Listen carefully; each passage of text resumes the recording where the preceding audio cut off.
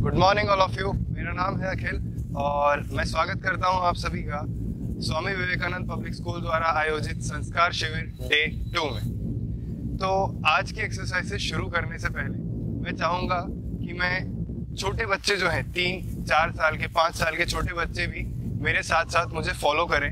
और मैं चाहूँगा कि हम शुरुआत में ऐसी एक्सरसाइजेस करें जिसमें ये छोटे बच्चे भी मेरे साथ मुझे देखें और मेरे साथ साथ मुझे फॉलो करें और इस एक्सरसाइज को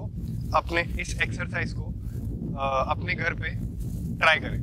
तो सबसे पहले आप लोग सब खड़े हो जाइए और ऐसी जगह पे आइए जहाँ पे आपके पास एक अच्छा सा स्पेस है, आपके पास जगह हो, कोई भी चीज़ आपको टकराने के लिए नहीं हो, कोई भी चीज़ आपका डिस्टरबेंस नहीं करे। तो छोटे बच्चे मेरे साथ खड़े हो जाइए और बड़े भी इसको कर सकते हैं। मेरे हिसाब से ऐसा कुछ भी नहीं है कि ये छोटे ही कर सकते हैं, क्योंकि हमें भी सबको, बड़ों को भी ये करना चाहिए।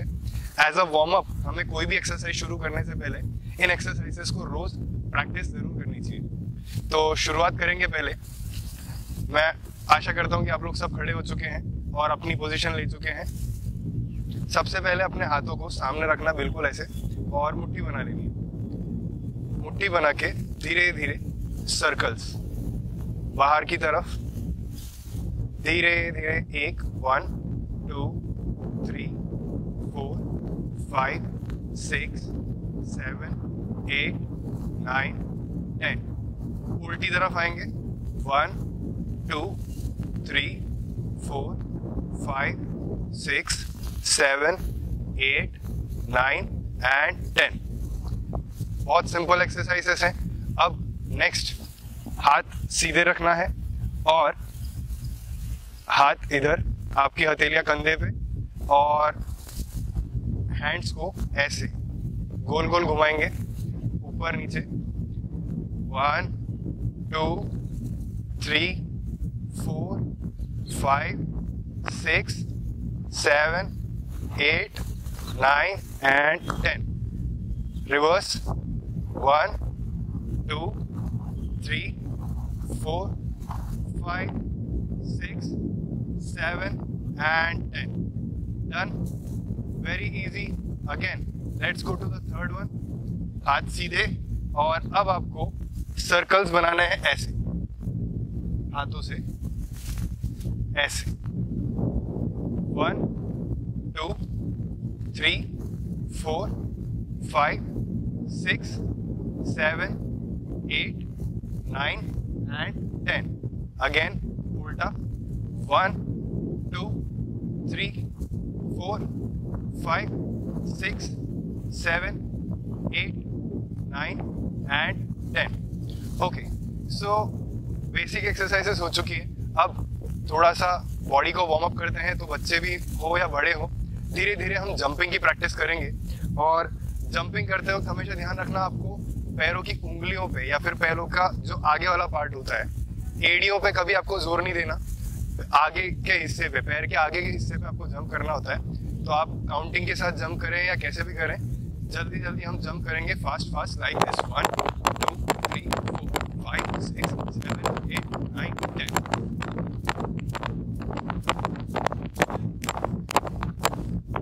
Okay, done. Okay, so next जो हम करने वाले हैं, कोई भी किसी भी एज ग्रुप का व्यक्ति इसको कर सकता है और आप सबको करना चाहिए। सुबह जस्ट उठते ही, आप बेड से जैसे ही उठते हैं और आप लोग एक्सरसाइज अगर करते हैं तो आपको सबसे पहली एक्सरसाइज, कोई भी वार्म अप करने से भी पहले आपको ये करना चाहिए। क्योंकि हम रात भर जब सोए रहते हैं तो हमारे बॉडी के अंदर जो फ्लूइड्स होते हैं, जो लिक्विड्स होते हैं, वो एक सेटल्ड हो जाते हैं अपनी बॉडी के अंदर। और ये एक्सरसाइजेस जो होंगी आपके जॉइंट्स के अंदर उन फ्लूइड्स का सर्कुलेशन और बढ़ा देंगी। क्योंकि ये बड़े होते होते एक बड़े एज ग्रुप के अंदर एक प्रॉब्लम आती है, आपके जॉइंट्स में बहुत पेन होता है। तो कहीं ना कहीं वो बहुत हद तक इससे सही हो जाएगा। और छोटे बच्चे भी मुझे देखें और फॉलो करें। और बिल्कुल सीधे खड़े रहना है आपको और हाथ ऐसे रखना है। जैसे हमने पहले हाथ घुमाए थे वैसे ही हाथ घुमाएंगे, लेकिन अब हाथ खोलते हुए, सर्कल करते करते हाथ खोलने आपको सीधा, वैसे ही सर्कल करते करते आपको हाथ अंदर लेके आना है। काउंट करते हैं 1 2 3 एंड 1 2 3 1 2 3 एंड 1 2 3। अब इसी को ऊपर और नीचे भी करने की कोशिश करेंगे। 1 2 3 and 1 2 3। Again 1 2 3 and 1 2 3। So next exercise, हाथ आपको रखने हैं कमर पे, पैर दोनों साथ में, और अब हम ट्विस्ट करेंगे लेफ्ट और राइट। तो जितना हो सकता है उतना ही करना, जरूरत से ज्यादा ट्विस्ट ना करें, बैलेंस ना बिगाड़िए बॉडी का, और आराम से इसको करेंगे। हल्का सा लेफ्ट की तरफ ट्विस्ट, ज्यादा नहीं करना, जितना हो सकता है उतना ही करना। Then right left and right, इसको काउंटिंग के साथ करते हैं। 1 एंड 2 एंड 3। अब कोई अगर घुटने मोड़ रहा है तो प्लीज आप घुटने मत मोड़िए, बिल्कुल सीधा। 4 5 6 7 8 9 एंड 10। ठीक है, इसको और करते हैं। पैर थोड़ा दूर करिए, और अब लेफ्ट एंड राइट घूमेंगे अपन। 1, जितना घूम सकते हैं उतना घूमना है, जरूरत से ज्यादा नहीं घूमना है। 2 right, 3 left, 4 right, 5 6 7 8 9 and 10। Okay, कल हमने वेट लॉस रिलेटेड एक्सरसाइजेस किए थे और सूर्य नमस्कार लास्ट में किया था, ताकि हम एक स्ट्रक्चरल बैलेंस को मेंटेन कर सके। वैसे ही आज के दिन भी हम ऐसी एक्सरसाइजेस करने वाले हैं जिससे आपका स्ट्रक्चरल बैलेंस भी इम्प्रूव होगा, वेट लॉस भी होगा, और आपके बॉडी के स्ट्रक्चर को बहुत अच्छे से इम्प्रूव करने के लिए ये एक परफेक्ट एक्सरसाइजेस होंगी। तो शुरू करेंगे आज अपन फर्स्ट एक्सरसाइज, जिसको कहते हैं त्रिकोणासन। आपको मैट पे आना है और फीट्स को, पैरों को शोल्डर विड्थ पे लेके आ जाना है, एंड देन हाथों को पूरा सीधे, सांस छोड़ते हुए राइट हैंड को लेफ्ट लेग पे टच करना है, और first step, then second step, सांस लेते हुए वापस सीधे आना है।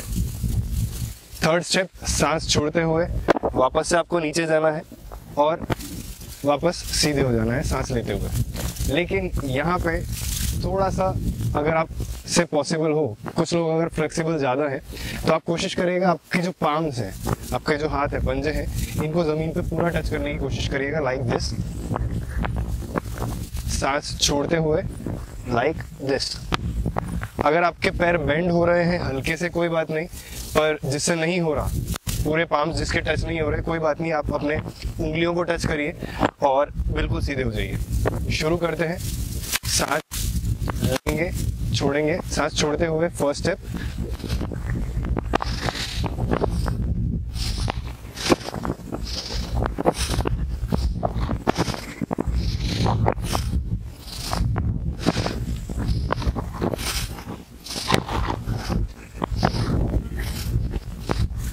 अब जिससे ये हो रहा है आप थोड़ी सी इंटेंसिटी बढ़ा सकते हैं, और इंटेंसिटी बढ़ाने से आपकी मेटाबॉलिज्म जो है बहुत अच्छे से इंक्रीज हो सकता है, बहुत अच्छा हो सकता है। इंटेंसिटी बढ़ाने से आप लोगों का फैट बर्निंग की जो एबिलिटी होती है वो और अच्छे से इंक्रीज हो जाती है। तो एक बार थोड़ी सी इंटेंसिटी बढ़ाने की कोशिश करते हैं।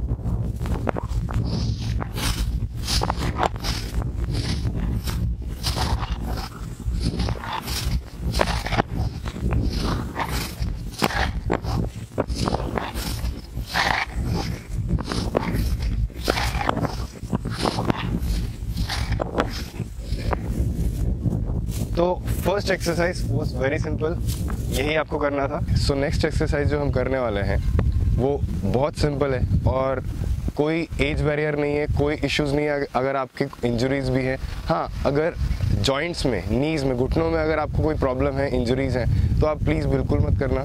लेकिन नॉर्मल लोग जो है, सबके लिए थाइस को और लेग्स को टोन करने के लिए और बॉडी का एक स्ट्रक्चर मेंटेन करने के लिए, बैलेंस मेंटेन करने के लिए एक परफेक्ट एक्सरसाइज है। अपने लेग्स को शोल्डर लेंथ से थोड़ा और दूर लेके जाना है आपको, शोल्डर की लेंथ से थोड़ा सा और दूर, और एक डायरेक्शन पे आपका पैर मोड़ना है। मैं राइट को मोड़ रहा हूँ, आपका लेफ्ट पैर भी राइट को हल्का सा मुड़ेगा और अपर बॉडी पूरी सामने देखते हुए, जिस डायरेक्शन में आपका पैर मुड़ा है उसी डायरेक्शन में आपको देखना है। अब जो हाथ है पूरा स्ट्रेट उठेंगे ऐसे, और अपर बॉडी पूरी सीधे, ना कि आगे झुकी हुई ना पीछे झुकी हुई, सीधा देखते हुए हाथों को ऊपर लेके जाना है और ऐसे हाथ रखने हैं बिल्कुल स्ट्रेट। नेक्स्ट स्टेप, आपका जो घुटना है, जो आगे वाला घुटना है, इसको थोड़ा सा आगे ऐसे झुकाना है। पीछे वाला पैर कुछ भी मूवमेंट नहीं करेगा, बस आगे वाला पैर जो था इसका घुटना आगे आपको ऐसे झुकाना है और इस पोस्चर में आपको आ जाना है।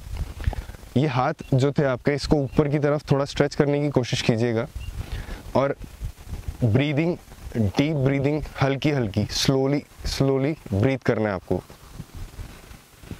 इस पोस्चर को ही आपको मेंटेन करके रखना है। जितनी देर तक आप इसको मेंटेन करके रख सकते हैं उतना आपके लिए अच्छा होगा।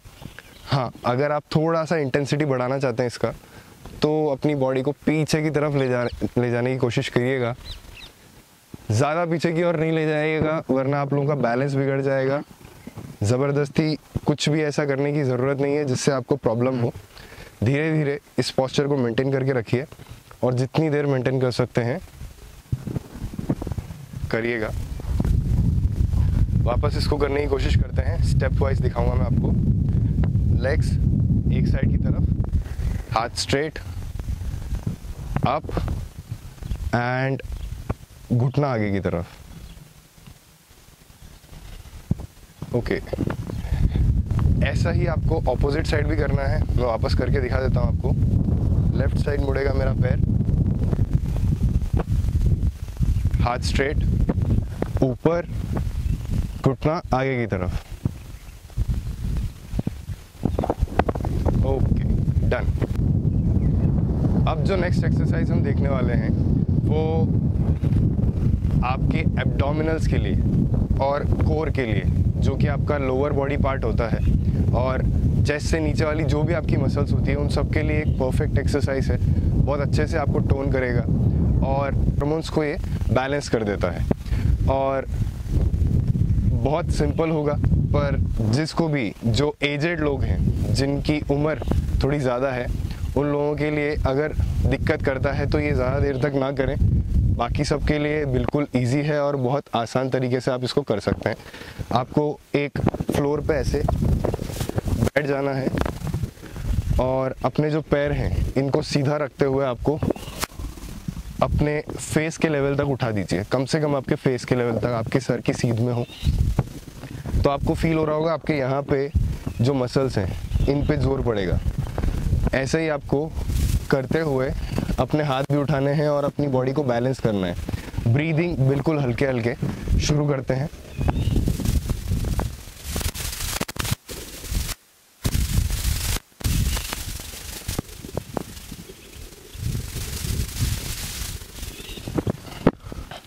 इसमें जो ब्रीदिंग है आपको बिल्कुल माइल्ड रखनी है, बिल्कुल हल्के हल्के से ब्रीथ करना है, जोर नहीं लगाना, वरना आपका मसल्स पे और इतना प्रेशर पड़ेगा कि आप लोग अपना पोस्चर बिगाड़ लेंगे।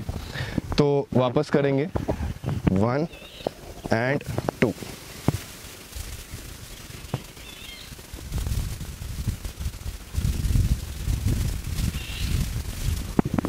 ओके, इस एक्सरसाइज को करते हुए आपको फील हो रहा होगा कि आपका जो लेग्स का आगे वाला पार्ट है और यहाँ की जो मसल्स है आपकी, इन सब पे एक अच्छे तरीके से जोर लग रहा होगा और आपकी बॉडी बहुत एक थकने वाली स्टेट में आ जाएगी। सांस लेने में आपको थोड़ी दिक्कत हो सकती है, आपको ऐसा लगेगा कि आप थक चुके हैं। तो ये बहुत परफेक्ट एक्सरसाइज है। ये आप हल्के हल्के से इसको मेंटेन करें, जितना मेंटेन कर सकते हैं। जैसे कल हमने जो एक्सरसाइज करी थी वैसे ही आप इसको जितना मेंटेन करें, लाइक आप 10 सेकंड मेंटेन करें हो सके तो, फिर 10 से 15 जाएं, धीरे धीरे इसको 15 से 20 करें और हो सके तो 1 मिनट या 1 मिनट से ज़्यादा इसको मेंटेन करके रखने की कोशिश करें। ओके, सो आज की जो नेक्स्ट एक्सरसाइज होने वाली है ये अगेन वेरी इजी, बट यहाँ पे मैं एक बात कहूँगा, अगर आप में से किसी को भी बैक में प्रॉब्लम है, बैक में इंजरीज हैं, तो आप लोग इसको नहीं करना और नेक में किसी की सर्जरीज हो रखी है, किसी ने रिसेंटली कोई फ्रैक्चर हुआ है आप लोगों को बैक पोर्शन में या नेक पोर्शन में, तो आप लोग इसको बिल्कुल नहीं करें। इसके बहुत फ़ायदे हैं, क्योंकि ये ना सिर्फ आपकी ब्लड सर्कुलेशन को इम्प्रूव करता है, बल्कि ब्रेन में आपका ब्लड फ्लो इंक्रीज़ करता है। और जिसको भी डिप्रेशन और स्ट्रेस जैसी प्रॉब्लम्स होती हैं, उन लोगों के लिए परफेक्ट एक्सरसाइज है। माइंड को काम करने के लिए बहुत एक अच्छी एक्सरसाइज है, और वापस से आपके मसल्स को, एब्डोमिनल्स और लोअर बॉडी मसल्स को टोन करने के लिए बहुत अच्छी एक्सरसाइज है। शुरू करना है, आपको बैठ जाना है वैसे ही पहले की तरह, और सीधा लेटना है और पैरों को पैरेलल ऐसे रखें, हाथ को नीचे। अब जो आपका पेट है, आपको पेट को ऊपर की तरफ लेके आना है, पैर वहीं रहेंगे, हाथ भी यहीं रहेंगे। सांस को लेते हुए, सांस अंदर लेते हुए पेट ऊपर लेके जाएं और बिल्कुल स्ट्रेट। चेस्ट और नेक लॉक करके इसी पोजीशन पे रखना है आपको। चेस्ट और नेक आपको मूव नहीं करना है, आपको सिर्फ और सिर्फ आपका पेट ऊपर लेके जाना है।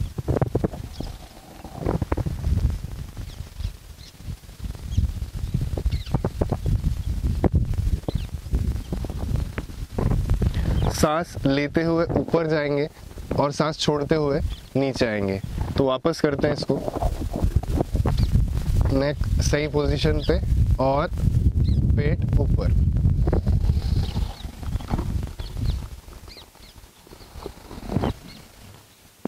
ये एक राउंड कंप्लीट हुआ। आप इसको जितनी बार चाहे रिपीट कर सकते हैं। अगर आपको होल्ड करना है तो होल्ड भी कर सकते हैं, लेकिन होल्ड करते टाइम अपनी ब्रेथ को माइल्ड एक टोन में रखें, इसको ज़्यादा तेज ना करना।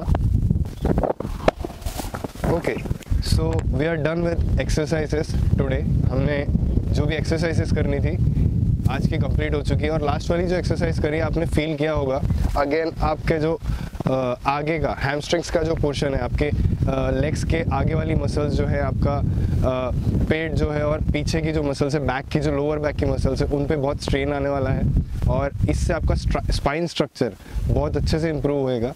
और जिनको भी स्पाइन रिलेटेड प्रॉब्लम्स है, जिनको बैक पेन रहता है, लोअर बैक पेन रहता है या अपर बैक पेन रहता है, दर्द रहता है कभी कभी, और अगर आपको ब्रेन रिलेटेड प्रॉब्लम्स है, लाइक आपको स्ट्रेस होता है, माइग्रेन होता है, तो माइग्रेन के लिए भी, सर दर्द के लिए भी ये बहुत एक अच्छा टेक्निक है। इसको ज़रूर आप करें और हल्के तरीके से करके इसको रोज़ कैरी ऑन करने की कोशिश करें। एक्सरसाइजेस से हम ओवर हो चुके हैं। अब जो पार्ट आता है हमारा वो है मेडिटेशन का। तो अगेन मैं बोलूँगा, बोरिंग इसको कंसिडर करने से पहले इसके बेनिफिट्स को हमें ध्यान में रखना चाहिए, क्योंकि मेडिटेशन आपके दिमाग में जो भी थॉट्स चलते हैं उसको एकदम से शांत कर देता है और आपको एक रिफ्रेशमेंट की फीलिंग देता है अगर आप इसको रोज़ करते हैं और आपके दिमाग में जो भी स्ट्रेस चलता रहता है, जो भी प्रॉब्लम्स, जो भी उटपटांग थॉट्स आते हैं, उन सबको ये एलिमिनेट भी कर देता है। तो मेडिटेशन पहला जो हम करेंगे वो कुछ कल जैसा हमने किया था वैसा ही है, बट यहाँ पे हम मुद्रास करेंगे आज, लेकिन हम थोड़ा डिफरेंट तरीके से करेंगे। वो है आपका हाथ जो रहेगा, आपके हाथ का 4 फिंगर जो होती है, ये वाली उंगली, पहली वाली उंगली और अंगूठा, इनको दोनों को जोड़ के ऐसे रखना है और तीनों उंगलियों को स्ट्रेट, ये बिल्कुल स्ट्रेट रहेगा।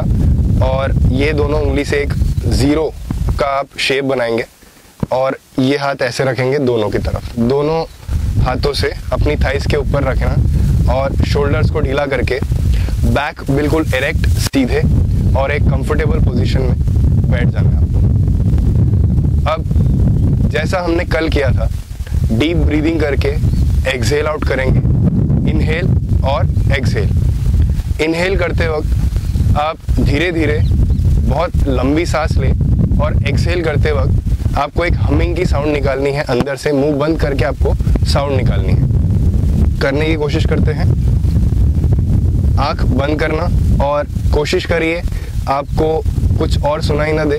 आप इमेजिन कुछ भी नहीं करना, आपको सिर्फ ब्लैंक बैठना है और कुछ भी थॉट्स ना हो दिमाग में।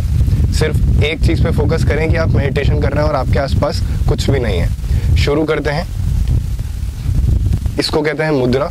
ये मुद्रा वाली पोजीशन में हम आएंगे और सीधा बैठ के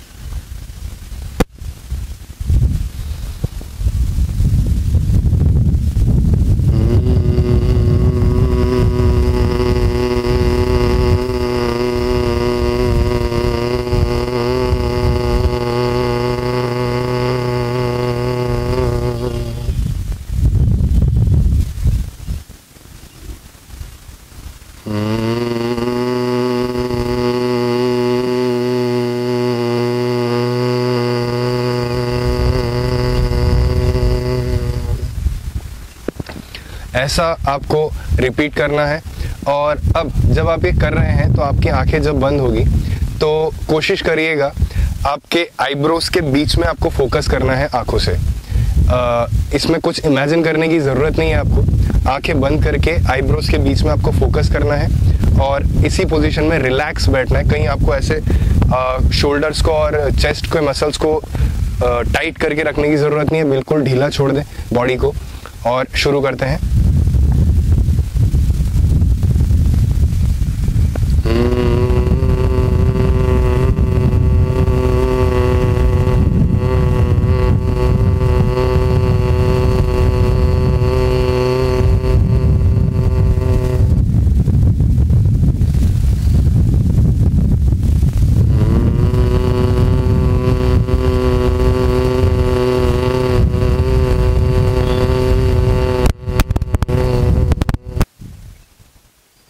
ओके, तो नेक्स्ट जो हम मेडिटेशन करने वाले हैं, अभी तक हमने जो मेडिटेशन किए थे वो कोई भी कर सकता था। 3 साल के बच्चे से लेकर बड़े बुजुर्ग कोई भी कर सकता है, क्योंकि ये बहुत सिंपल थे। अब जो हम करने वाले हैं वो थोड़ा सा एक एडवांस लेवल है, थोड़ा सा हम लेवल बढ़ाएंगे। मैं ऐसा नहीं कहना चाहता कि इसको कोई नहीं कर सकता, पर हो सकता है कि कुछ लोग इसको करते करते बोर हो जाए, क्योंकि बहुत कम लोग होते हैं जिन लोगों का फोकस एक ही जगह पे फिक्स रहता है। तो उन लोगों के लिए ये परफेक्ट एक्सरसाइज है, परफेक्ट एक टूल है। अगर आप इसको रोज करते हैं तो आपका फोकस तो इम्प्रूव होगा ही सही, आपका दिमाग इतना शांत रहेगा कि आपको अगर गुस्सा आता है, अननेसेसरी गुस्सा आता है, अननेसेसरी आपके इमोशन ज़्यादा निकलते हैं, भावुक हो जाते हैं आप, तो आप लोगों को बहुत काम कर देगा, आप शांत कर देगा इसको। तो शुरुआत करना है आपको। एक सिंपल आलती पालती मार के एक पोजीशन पे बैठ जाना है और हाथों को, हथेलियों को बिल्कुल ऐसे रखेंगे अपने थाइस के ऊपर। इसमें मुद्रा बनाने की जरूरत नहीं है, आप थाइस के ऊपर अपनी हथेलियों को ऐसे रख दीजिए। अब बैक बिल्कुल स्ट्रेट और बॉडी बिल्कुल रिलैक्स। बिल्कुल आप किसी भी मसल्स को, पैरों की मसल्स को या आपकी बॉडी की किसी भी मसल्स को टाइट करके मत रखना, बिल्कुल ढीला छोड़ दो। अब जो हमें करना है वो है सिर्फ इतना कि हमें काउंटिंग करनी है 10 से लेकर 1 तक। उल्टी काउंटिंग करनी है 10, 9, 8, 7, 6, 5, 4, 3, 2, 1। लेकिन हम जैसे जैसे काउंटिंग करते जाएंगे हम इनहेल करेंगे और एक्सहेल करेंगे।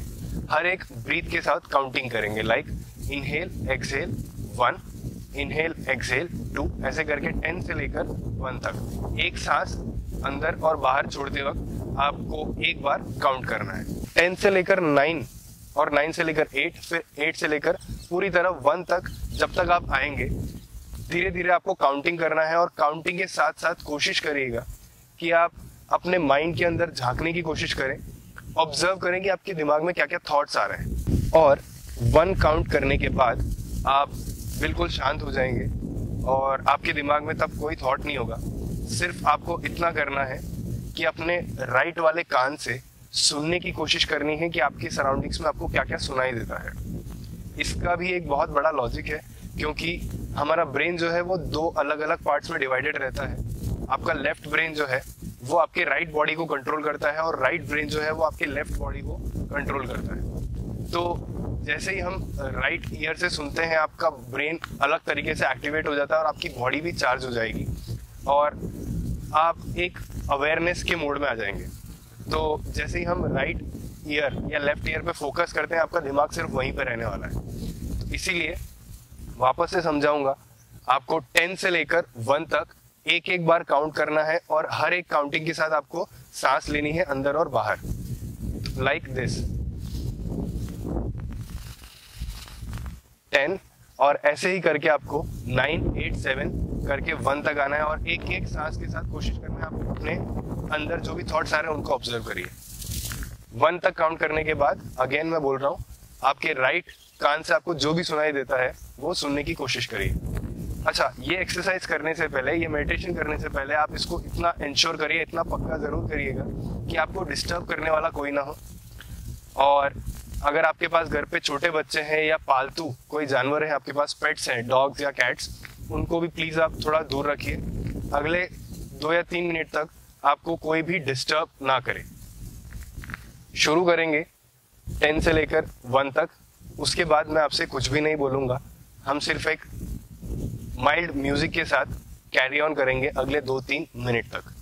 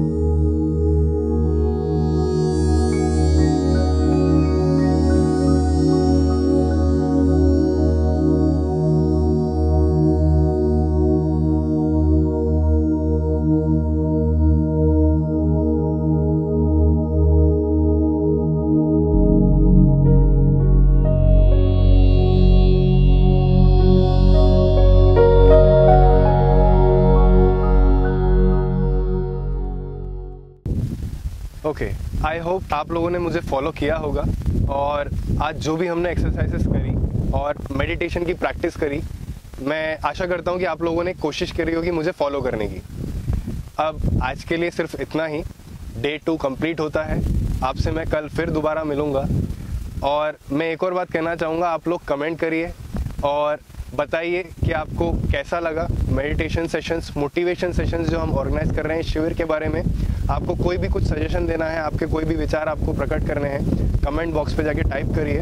और आपको लगता है कि आपकी बॉडी रिलेटेड आपको कोई भी इश्यूज़ है जो कि योगा से ठीक हो सकते हैं, तो भी आप कमेंट करके उसको ज़रूर बताइएगा। Thank you.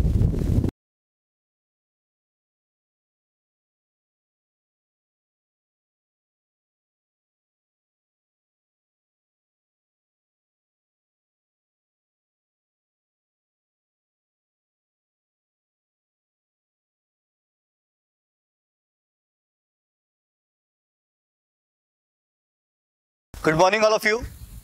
आज हम मोटिवेशनल सेशन के सेकंड डे फिर एक नए व्यक्ति से आपकी मुलाकात कराने आए हैं।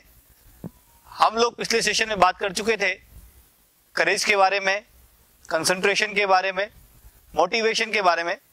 आज हमारा ये सेशन वुमेन एम्पावरमेंट के लिए है कि किस प्रकार से हमारे देश में महिलाओं को इनकरेज किया जा सकता है।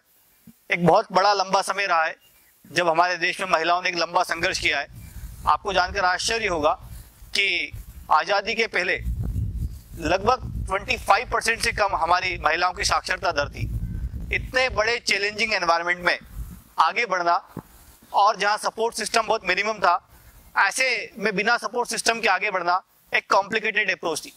फिर भी इस देश की बेटी ने, इस देश की नारी ने वो कर दिखाया जिसकी कल्पना कभी किसी ने नहीं की थी। आज हमारे सेशन के लिए जो हस्ती हमारे बीच में आ रही है, मैं आपको उनको इंट्रोड्यूस करने के लिए आया हूँ। श्रीमती मनीषा जी तिवारी, आप भवानी मंडी उपखंड क्षेत्र की एसडीएम है। आप इससे पूर्व झालावाड़ में भी एसडीएम के नाते अपना कार्य कर चुकी हैं। कोविड-19 जैसे कॉम्प्लिकेटेड समय में आपने भवानी मंडी में ज्वाइन किया था और आपकी उपलब्धि का एक छोटा सा प्रमाण यही है कि इतने लंबे समय के बाद भी भवानी मंडी में आपके एडमिनिस्ट्रेशन ने अभी तक कोविड की एंट्री नहीं होने दी। आपने बीएससी सोफिया कॉलेज अजमेर से की, आपने देन एमए फिलोसफी और सोशियोलॉजी में किया। फर्स्ट सर्विस के रूप में आपने कोऑपरेटिव के अंदर सिलेक्शन प्राप्त किया और देन आप आरएस सर्विस में चुनी गई और आज वुमेन एम्पावरमेंट की बात आप सबके बीच में करेंगे। हम सब जानते हैं ऐसे अनेक नाम हैं जिन पर हम सबको गर्व है, चाहे हम रानी लक्ष्मीबाई की बात करें, एक छोटी उम्र में लंबा संघर्ष जिससे पूरे देश को अभिमान है। हम मने कंवर जी की या मने कौर जी की बात करें जो 103 साल की महिला एथलेटिक, जिनने अपने जोश के साथ, उमंग के साथ 103 साल की उम्र में भी अभी हाल ही में राष्ट्रपति जी से महिला दिवस के दिन सम्मान प्राप्त किया। हम चारमी देवी मुर्मू की बात करें जो लगभग 26 लाख से ज्यादा पौधे लगाती है और एनवायरमेंट के क्षेत्र में काम करती है। हम मेरी कॉम की बात करें, एक कॉम्प्लिकेटेड पूरा फेज था, एक बहुत लंबा संघर्ष था, उसके बाद भी एक बॉक्सर आगे आती है, परिवार को संभालती है और आगे बढ़ती है। तो इस प्रकार से ऐसे अनेक नाम हैं और मैं रिक्वेस्ट करूंगा आदरणीय एसडीएम मैडम से कि वो आएँ और महिलाओं के लंबे संघर्ष और साथ साथ किस प्रकार का अपलिफ्टमेंट हम समाज में एक्सेप्ट करना चाहते हैं या समाज में चाहते हैं, उसकी जानकारी आपके बीच में रखे। आदरणीय एसडीएम मैडम। मैं मनीषा तिवारी, उपखंड अधिकारी भवानी मंडी, जिला झालावाड़। एक विषय महिला सशक्तिकरण और जागरूकता। विषय बहुत बृहद है और इसके बारे में काफ़ी चर्चा यदा कदा होती रहती है, कभी चैनल पे, पत्रिकाओं में या अन्य किसी माध्यम से।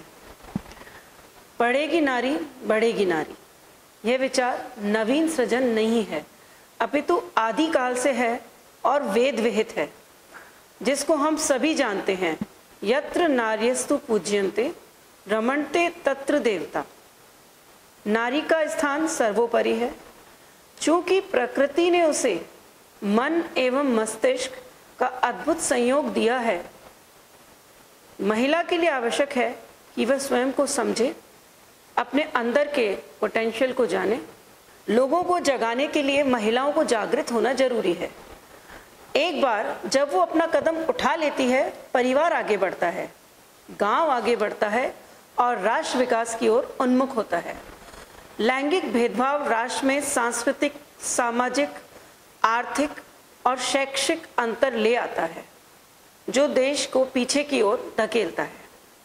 समानता के अधिकार को सुनिश्चित करने के लिए महिलाओं को सशक्त बनाना एक प्रभावशाली उपाय है।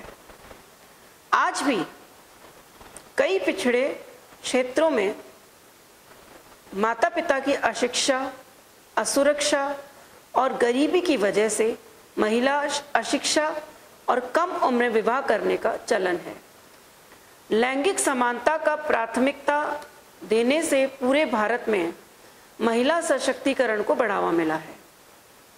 महिला सशक्तिकरण के उच्च लक्ष्य को प्राप्त करने के लिए इसे हर एक परिवार में बचपन से प्रचारित व प्रसारित करना चाहिए।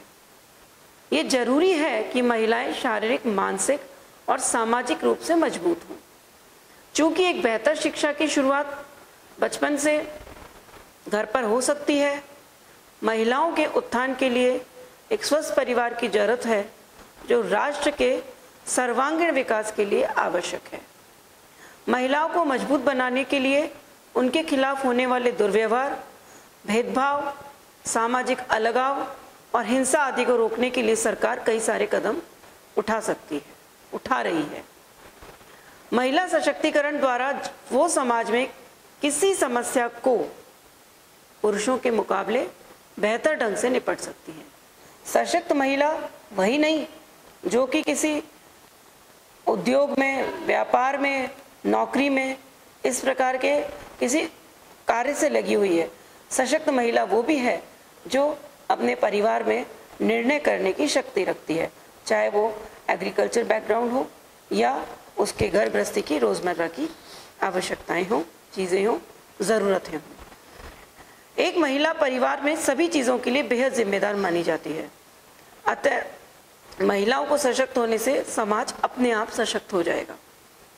मनुष्य आर्थिक या पर्यावरण से संबंधित कोई भी छोटी बड़ी समस्या का बेहतर उपाय महिला सशक्तिकरण है, क्योंकि महिला जल्दी से अपने परिवार को, अपने बच्चों को, अपने पड़ोस को, उनको प्रभावित कर सकती है।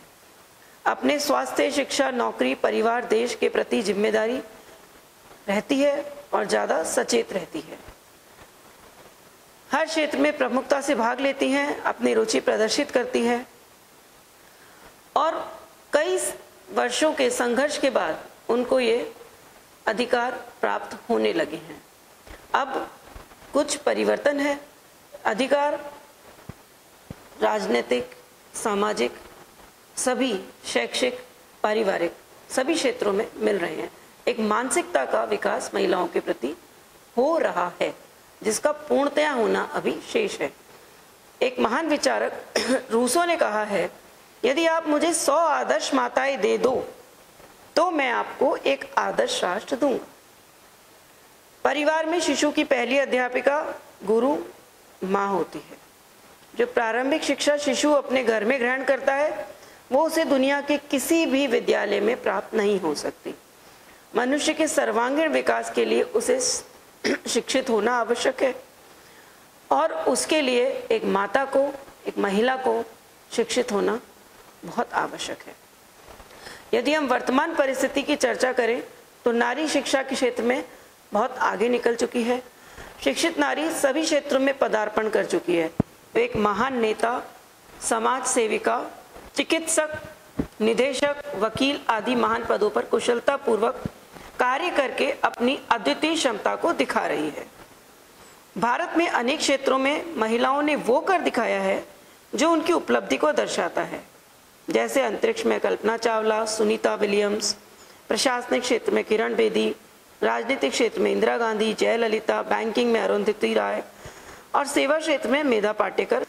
इसी प्रकार से अन्य महिलाएं जिनकी एक लंबी सूची है ये, और इसके अलावा हर क्षेत्रीय स्तर पर, स्थानीय स्तर पर भी ऐसी महिलाएं हैं जो कि अपने क्षेत्र के लिए एक उदाहरण होती हैं। भारत जिसे एक पुरुष प्रधान देश की संज्ञा दी जाती है, उस देश का प्रतिनिधित्व यदि एक महिला करती है तो ये स्वयं में इस बात का प्रमाण है कि शिक्षा एक ऐसा क्षेत्र है जो नारी को इस काबिल बना देता है कि वो प्रतिनिधित्व कर सके। भारत में हुए चंद्रयान 2 के प्रक्षेपण के लिए बनाई गई टीम का नेतृत्व महिलाओं ने किया था। ये सिर्फ इसलिए संभव हो पाया क्योंकि उन्होंने संबंधित क्षेत्र में उच्च शिक्षा प्राप्त की थी। एक नारी जीवन पर्यंत बेटी, बहन, पत्नी, माँ जैसे कई किरदारों का निर्वाह करती है और उसमें जो कठिनाइयाँ आती हैं उसमें आत्मबल उन्हें शिक्षा द्वारा मिलता है।